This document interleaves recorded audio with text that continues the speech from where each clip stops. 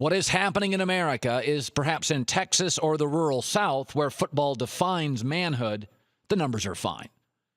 But you can go to the Wall Street Journal and see that soccer numbers are up and lacrosse numbers are up and baseball numbers are up and basketball numbers are up and youth football numbers are not up. It's a reality. But let me pump the brakes just for a second.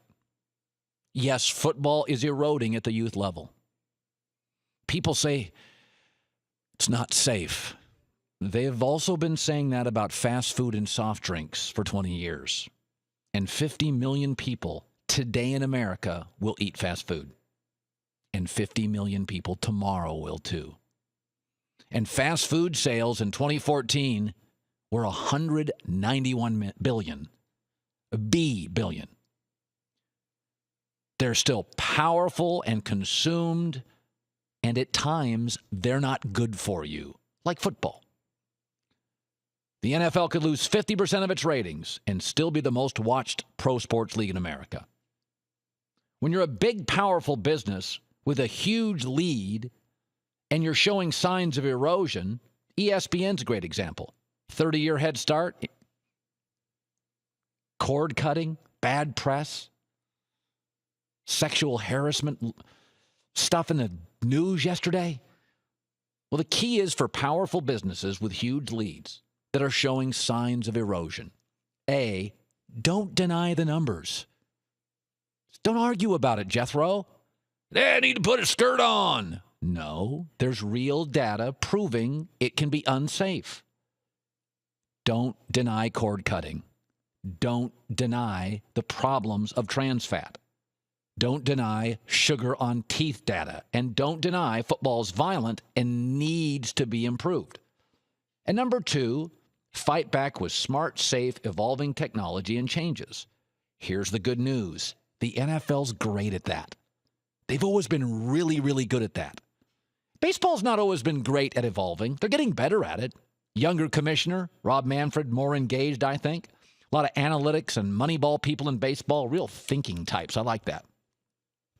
The NFL's had massive rule changes to increase safety. It's working. 25% drop in concussions. In my opinion, the kickoff will be done within the decade. Youth leagues now are moving toward less hitting at later stages, at minimum, 12, 13 instead of 9 and 10. The NFL's paid out hundreds and hundreds of millions already to former players to placate them. And unlike college baseball and the bigs that doesn't really converge, or the NBA and college basketball that never seems to get along, the NFL and college football, they kind of work well together, like a hot pocket and a microwave. You ever notice that? A lot of times the college sports don't really work with the NBA sport. NBA feels like it's poaching college basketball. College basketball people don't like the glamorous NBA. The NBA looks down at the slow, overcoached college basketball game. But in this country with football, youth football works with high school works with college, and college works with pro. You see it all the time now. College football, I was watching a game this weekend. I think it was Iowa and Indiana, if I recall. Player got thrown out for a hit. Could be the wrong game, but I remember the hit.